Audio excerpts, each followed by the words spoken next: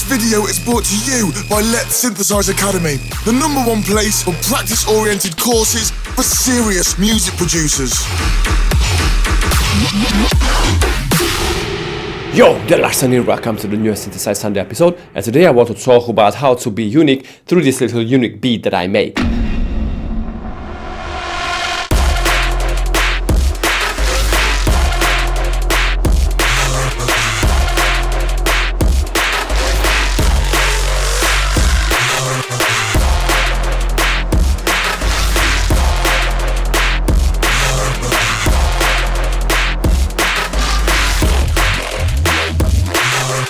You can grab this project with tons of other stuff from my Patreon below. Click here if you want to learn more about music production, especially bass-heavy music production, but right now let's jump into it. Right, so here is this beat once again.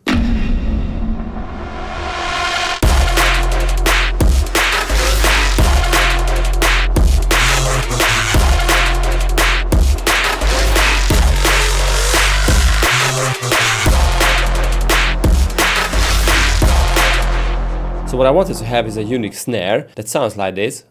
There is another instance from the snare that contains a delay.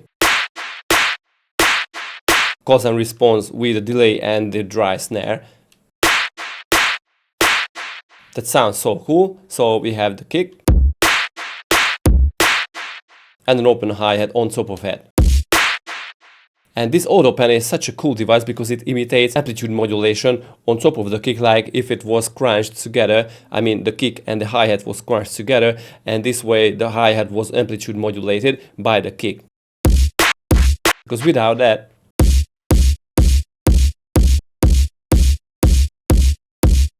maybe we can change the shape to a more square-like shape.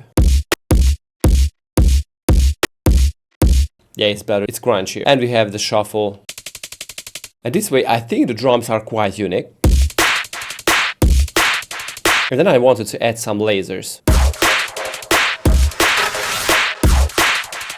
Also, we needed a background synth that is quite subtle.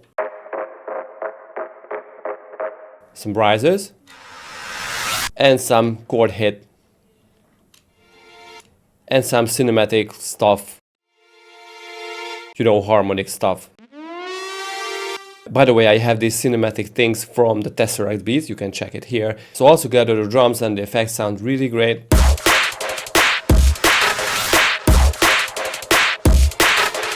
Alright, and I wanted to have a really unique style of bass sound that is not very common in drum and bass. And this is how it sounds. So first I needed a saw wave, as you can see here, but I wanted to have a higher harmonic on top of that. And with some huge unison,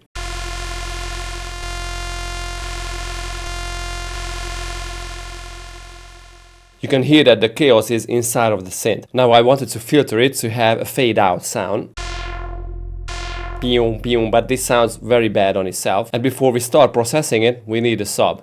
So as you can see, I'm using a sine and I add a distortion. So right now it sounds quite strong, but we definitely need a lot of distortion. So this is why the overdrive is here. But we need more. Okay, let's add the convolver.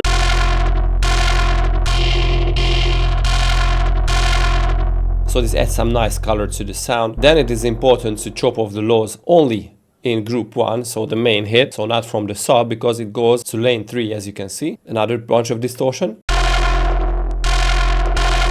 And the reverb to the end. To make it really airy and really fat and wide. So this is how the main hit was born, after some EQing and saturation to the end. To me it almost sounds like a thunder. But I wanted to make some changes in the second half of the drop. All I did was I changed the source to a square and changed the harmonic from, I think it was 4 previously, to 2. And this was all the stuff I made.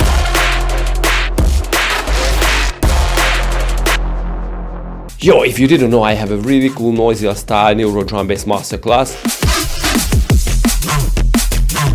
Grab this one below. Okay, so let's talk about the fillers. Now, this is one of my favorite stuff. So I have these glitches. That is from the free pack that you can grab from here. The Neuro Glitch collection comes with 100 really cool and unique sounds. So what I did is I played around with the transposition and the texture setting, the grain size and stuff, to find the sweet spot for this type of thing. And it sounds great, but we needed a real bass layer on top of that. So we have the sub, the regular stuff, and 3 sound sources. Let me demonstrate them. So this is the main one. Let's add a different one on top of each other. This is lower in frequency, but I wanted to have it a little higher, so this is why I frequency modulated it with a sine wave on harmonic 6. So right now we have some frequency modulated lower synth and a higher layer on top. And I had a bunch of distortion to have some huge mid and mid-high presence to it. So adding the sub, then let's add an OTT, some even more distortion with the saturator, a 3-band EQ to crank more highs to it, and some more gain, and a little movement with the low-pass filter. So this is an important step because this way you match the movement of the sound with the Neuro Glitch hits. Bam, boom. Okay, then a really wide notch filter.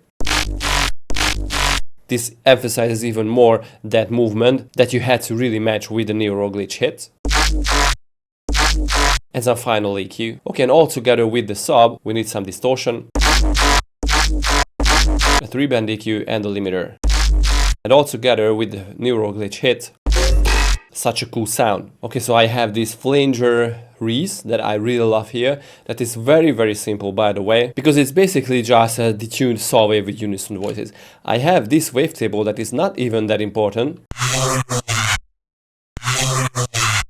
Adds just a tiny bit of excitement to the sound, but the sound works without that too.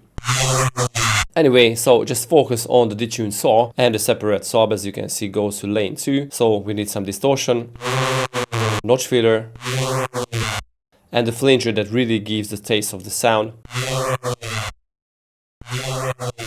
and the chorus. And all together with the sub, they go into lane 2 with some notch and peak movements, some gain, and the limiter to the end. So it really has that very nice notchy and flangery sound, and this is where the extra wavetable, extra sound source comes handy, because it adds a tiny bit of extra harmonics on top of the sound that I think is really necessary. It's subtle, but I think it's cool. Okay, now this is actually cool because we have this fill, but it sounds so boring on itself, so I had to add this layer. And especially in the mix,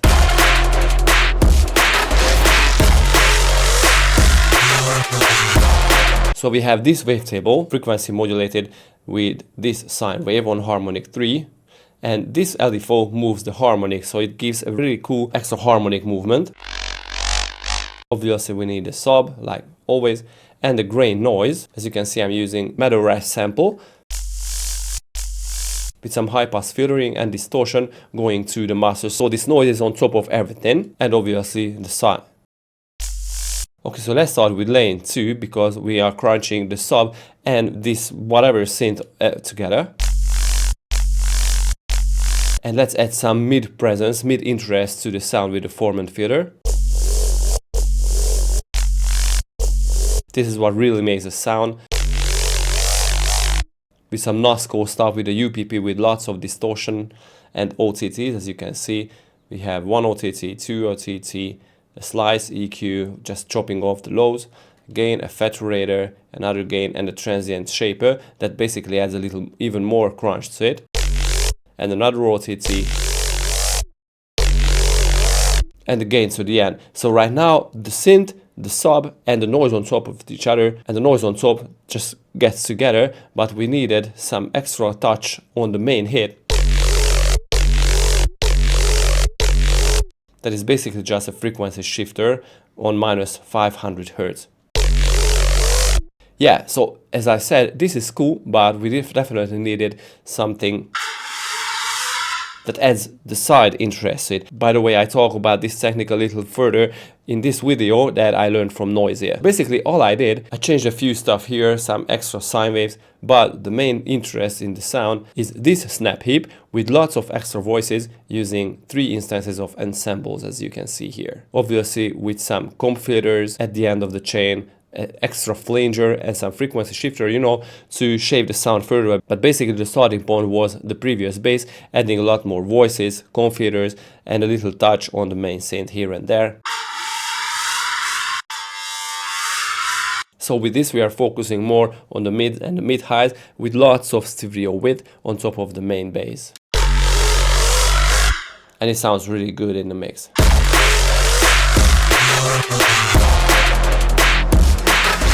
And I have this last hit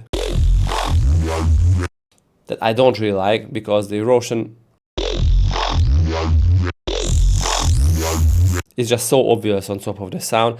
But if I don't use that and don't low pass the main hit, we have just so much sweeping frequencies here.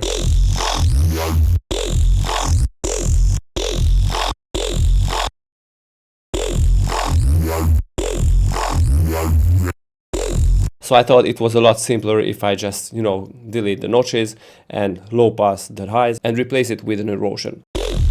Okay, so I started with a saw wave with a band pass filter. That is interesting.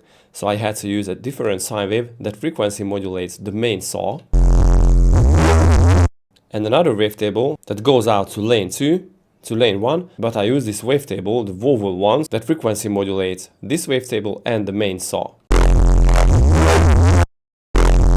So with this we created a very rich and very distorted, harmonically rich sound that we had to tame a little with the reband EQ and the high pass filter. Then an OTT and a limiter to the end. So the sound is really loud, that's why the limiter is important here. Yeah, so after that the erosion and the EQ and the saturated to the end, and this is how this beat was built up. Right, so I know you were able to grab a lot of information, a lot of little tricks from this video. Don't forget to check my Patreon and my Academy for awesome Sausage courses. See you guys next time. Peace.